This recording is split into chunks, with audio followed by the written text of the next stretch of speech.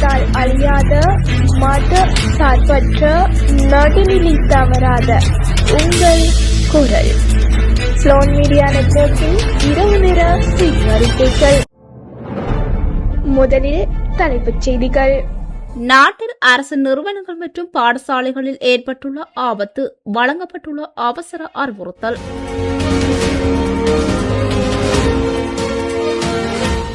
Easter தாக்குதல், உரிய விசாரணை நடத்துக, கொழும்பில் கவனஈர்ப்பு போராட்டம்.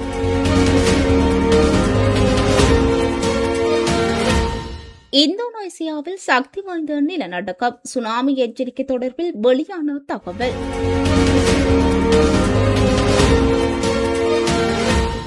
நடுவானில் அமெரிக்க விமானப்படை விமானம் விபத்து, 8 பேர் உயிரிழப்பு.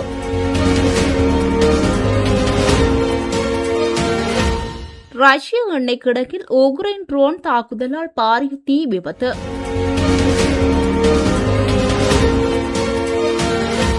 தமிழ்நாட்டு அரசுக்கு ரூபாய் 13.18 லட்சம் கோடி கடன், வெளியான வெள்ளை அறிக்கை.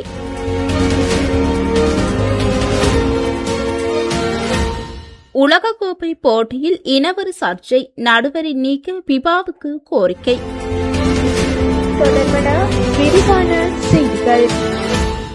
நாட்டில் சில பாடசாலைகள், அரசு மற்றும் தனியார் நிறுவனங்கள் மற்றும் பொது இடங்கள் டெங்கு நோய்க்கான அதிக ஆபத்துள்ள பகுதிகளாக உள்ளதை சுகாதார அதிகாரிகள் உறுதிப்படுத்தியுள்ளதாக பிரதமர் கரணி அமரசூரிய தெரிவித்துள்ளார். எனவே அனைவரின் கவனமும் இதன் மீது செலுத்தப்பட வேண்டும் என்றும், டெங்கு நுழம்புகளை முடிந்தவரை ஒழிப்பதற்கும் அந்த இடங்களை அதிக ஆபத்துள்ள சூழலிலிருந்து விடுவிப்பதற்கும் முயற்சிகள் மேற்கொள்ளப்பட வேண்டும் என்றும் அவர் அறிவுறுத்தியுள்ளார். தேசிய டெங்கு கட்டுப்பாட்டு வர்த்தகத்தின் தொடக்க நிகழ்ச்சியில் இன்றைய தினம் கலந்து கொண்டு கருத்து தெரிவிக்கும் போது அவர் இந்த விடயத்தை கூறியுள்ளார். சுகாதாரத்துறையால் சமர்ப்பிக்கப்பட்ட தரவுகளின்படி நமது பகுதியில் உள்ள பாடசாலைகள், அரசாங்க நிறுவனங்கள், தனியார் நிறுவனங்கள் மற்றும் பிற பொது இடங்கள் உயர் அபாய பகுதிகளாக அடையாளம் காணப்பட்டுள்ளன.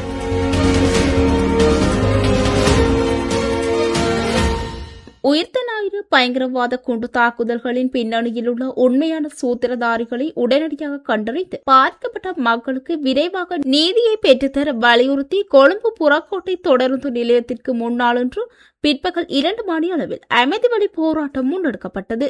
சமூக நீதி கட்சி, பல்வேறு சிவில் அமைப்புகள் மற்றும் சுயாதீன சமூக செயற்பாட்டாளர்களின் கூட்டு ஏற்பாட்டில் இந்த விசேட கவனஈர்ப்பு போராட்டம் ஏற்பாடு செய்யப்பட்டிருந்தது. இந்த போராட்டத்தில் கலந்து கொண்டவர்கள் தாக்குதலின் உண்மைத்தன்மையை மூடிமறைக்காது பாரபட்சமற்ற முறையான நீதி விசாரணைகளை முன்னெடுக்குமாறு கோரி பல்வேறு வாசகங்கள் எழுதப்பட்ட சுலோக அட்டைகளை ஏந்தியவாறு அமைதி வழியில் தங்களது கோரிக்கைகளை முழக்கிவிட்டனர். இந்த விவகாரத்தில் உண்மை குற்றவாளிகள் தப்பவிடக்கூடாது என்பதில் உறுதியாக உள்ள பாதிக்கப்பட்ட இஸ்லாமிய சமூகத்தை சேர்ந்த சிவில் அமைப்புகளும் பொதுமக்களும் தங்களின் முழுமையான ஆதரவை இந்த போராட்டத்திற்கு வழங்கியிருந்தமை குறிப்பிடத்தக்கது.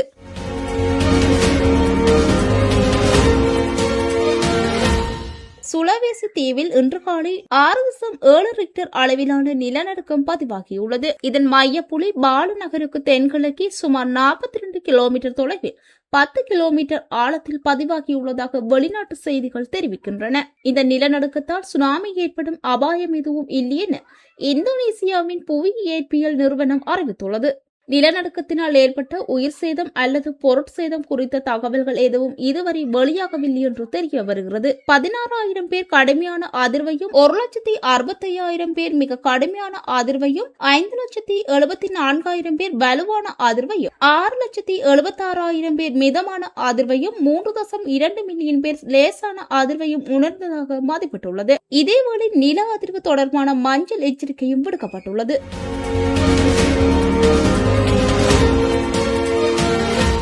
கலிபோர்னியா லாஸ் ஏஞ்சல்ஸ்க்கு வடக்கில் அமைந்துள்ள எவர்ட்ஸ் விமானப்படை தளத்தில் அமெரிக்க ராணுவ விமானம் ஒன்று நள்ளிரவில் விபத்துக்குள்ளாகியுள்ளதாக தெரிவிக்கப்பட்டுள்ளது. இந்த விபத்து சம்பவம் அமெரிக்க நேரப்படி இன்று 11 மணியளவில் இடம்பெற்றுள்ளது. எவர்ட்ஸ் விமான தளத்தில் புறப்பட்ட சிறிய நேரத்திலேயே அமெரிக்க விமானப்படையின் B-52 ஸ்ட்ராட்டோ போர்ஸ் விமானம் விபத்துக்குள்ளாகியுள்ளது. இதனைத் தொடர்ந்து அவசரகால மீட்பு குழுவினர் உடனடியாக சம்பவ இடத்திற்கு விரைந்து மீட்பு பணிகளை முன்னெடுத்துள்ளனர். இதன்போது 8 பேர் உயிரிழந்துள்ளதாக தெரிவிக்கப்பட்டுள்ளது. இவ்வாறு விபத்துக்குள்ளான விமானம் B-52 என்பது 1950களில் முதல் அமெரிக்க விமானப்படையில் சேவையில் உள்ள நீண்ட தூர உத்திசார் குண்டுவீச்சு விமானமாகும். அத்துடன் 8800 மைல்கள் வரை சென்று தாக்கும் திறன் கொண்ட இந்த விமானம் அணு ஆயுதங்களை சுமந்து செல்லும் திறன் கொண்டு அமைக்கப்பட்டுள்ளது.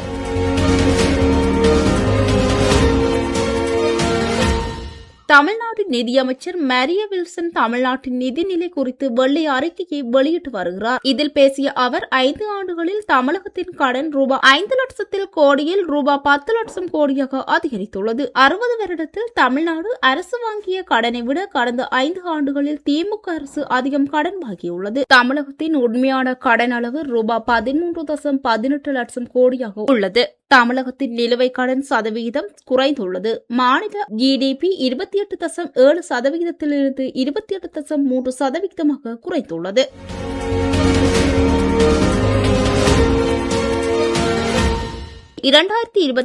உலகக்கோப்பை கால்பந்து போட்டிகளில் இனவெறி மற்றும் பாகுபாடுகளை கண்காணிக்கும் அமைப்பான ஐஃபேர் நெட்வொர்க் ஆஸ்திரேலியாவை சேர்ந்த வீடியோ உதவி நடுவர் ஷான் எவன்ஸை உலகக்கோப்பை தொடரிலிருந்து உடனடியாக நீக்குமாறு சர்வதேச கால்பந்து கூட்டமைப்பிற்கு அவசர கோரிக்கை விடுத்துள்ளது. அமெரிக்காவின் கீஸ்டன் நகரில் ஞாயிற்றுக்கிழமையன்று நடைபெற்ற ஜெர்மனி மற்றும் குராசோ அணிகளுக்கு இடையிலான ஆட்டத்தின் நேரடி ஒளிபரப்பின் போது டல்லாஸ் ஒளிபரப்பு மையத்திலிருந்து நடுவர் ஷான் எவன்ஸ் கேமராக்கள் தன் மீது திரும்பிய போது தனது வலது கையின் பெருவிரல் மற்றும் ஆட்காட்டி விரலை இணைத்து ஓகே என்ற முத்திரையை கீழ் காட்டியுள்ளார். இந்த சைகையானது உலகளாவிய ரீதியில் வலதுசாரி மற்றும் வெள்ளையின மேலாதிக்க குழுக்களால் பயன்படுத்தப்படும் ஒரு வெறுப்பு சின்னத்தை ஒத்திருப்பதாக கூறி ஃபேர் நெட்வொர்க் இந்த நடவடிக்கையை எடுத்துள்ளது. இந்த சைகை நியோ நாஜி கொள்கையை பிரதிபலிப்பதாக குறிப்பிட்டுள்ள கண்காணிப்பு அமைப்பு இத்தகைய உலகளாவிய விளையாட்டு திருவிழாவில் கேமராக்கள் தன்னை நோக்கி இருப்பதை அறிந்து இந்த நடுவர் ஏன் இந்த சின்னத்தை பயன்படுத்தினார் என்ற கேள்வி எழுப்பியுள்ளதுடன் இந்த உலக கோப்பையில் அவர் மேலும் பணியாற்ற அனுமதிக்க கூடாது என்று வலியுறுத்தியுள்ளது. எனினும் ஷான் எவன்ஸ் அரசியல் காரணங்களுக்காக இந்த சைகையை காட்டினாரா அல்லது சிறுவர்கள் விளையாடும் சர்க்கிள் கேம் என்ற வேடிக்கை விளையாட்டின் ஒரு பகுதியாக செய்தாரா என்பது இன்னும் தெளிவாக தெரியவில்லை. இத்துடன் இரவு நேர செய்தி அறிக்கைகள் முன்வருகின்றன. மீண்டும் சந்திக்கலாம். நன்றி.